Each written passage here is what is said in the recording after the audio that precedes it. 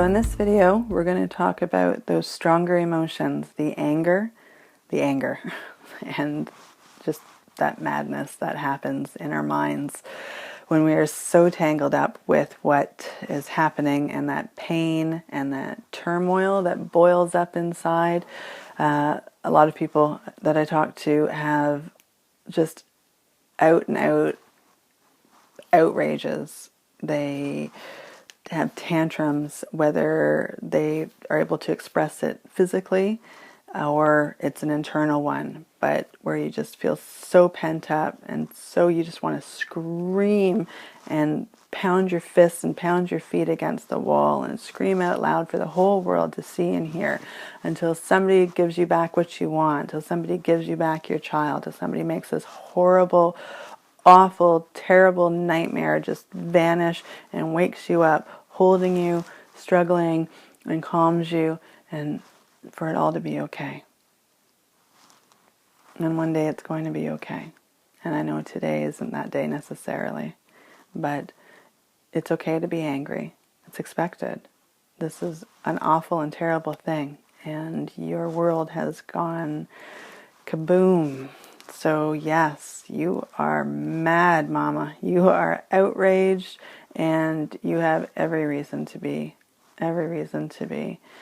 Does it get us anywhere? Oh, hopefully feeling a little better to let it out, to express. And again, with the anger, though, we want to make sure, we want to be careful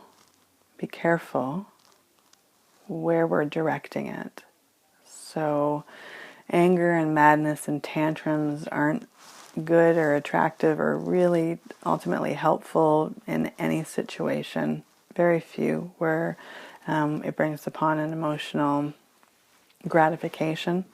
Sometimes it feels good to break things, hopefully not things you need or care about, but maybe if you're able to go to a self-defense class or go to the gym or pick up running or something. Physical activity is so very important when we're going through this process. It's important anyway. It's important in life. It's important to be active, and it's a part of that healthy process. And it allows you to burn off some energy and burn off that frustration and not break your furniture or say and do things that you might later regret in regards towards people that you care about and people who care about you.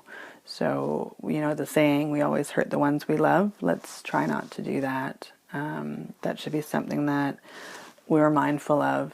Yes, absolutely. You want to scream at the top of your lungs, and hey, screaming doesn't hurt anybody but your vocal cords, and if it makes you feel better, go for it. Don't do it in the middle of a social situation, right? We got to keep tabs on that. And yes, the most horrible thing in the world has happened to you, and sometimes we get a pass for that, right? Like the hall pass. Yeah, she's acting crazy today because her child's died. Eventually, those hall passes, they are not unlimited. They are not. So it's important to try to focus that pain and that anger somewhere productive and maybe to something that will be helpful to you in the long run. So I always feel like exercise is the best way. Again, some of the things that I mentioned before, running, walking. Walking was big for myself and my process. I still had my dog after my son died, so we would walk 3 times a day, every day, and I would try for an hour each time. At least that took up 3 hours of my day where I got to be outside and doing something that would help draw my attention and give me the opportunity to see things around me, not be stuck in 4 walls, just stewing in all of this terrible sadness and brewing in it. So getting out, it allows you to get fresh air, get some exercise, motivate momentum in your life, and expose you to possibly some really beautiful things. The sunrise and the sunset, no matter where you live, are wonderful times of the day. And I think most people should adventure to experience them. If you can be up for sunset every day, going for a walk, I know it's hard, but it is a beautiful time.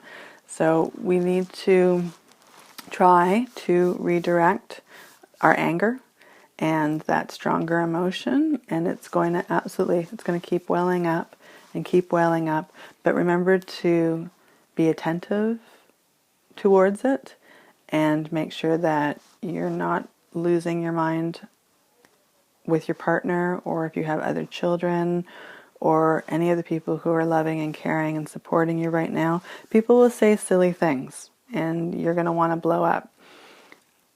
I feel it's good to try to keep in mind that most people, just about everybody, the things that come out of their mouth, they're trying to say them, they're trying to be helpful. And that's why they're saying them. So absolutely, if it's not helpful, tell them.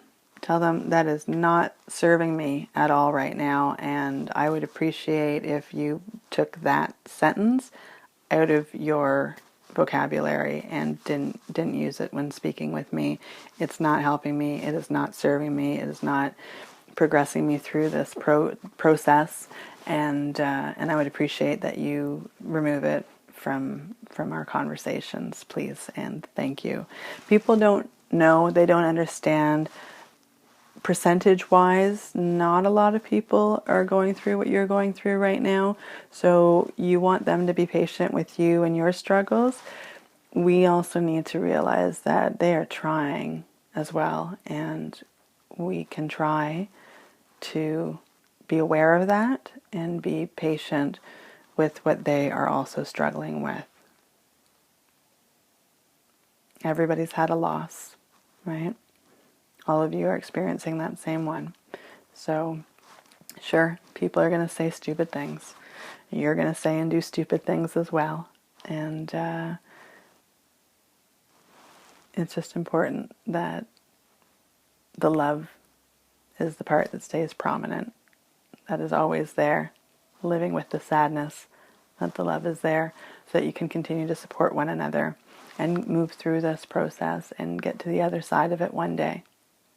Okay, I hope this served you, and we'll see you in the next video.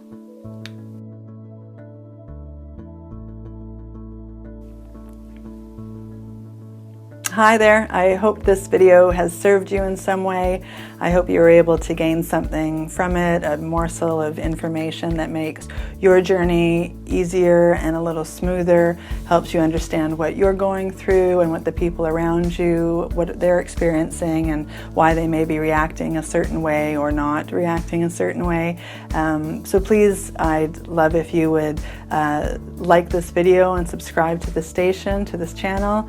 Please join us on Facebook, and by all means comment down below and visit the website. Come see what else it's all about, and if you'd like, we can get you hooked up with a copy of Honor Your Loss, Honor Your Life, and I also do online and video counseling and coaching, and there's programs that you can take as well. So explore away. If in any way I can help you through your journey, making it a little easier and smoother, I would love to. So please join up in any way that you can, and let's see if we can get you through to the other side of grief a little more smoothly and with a little more grace.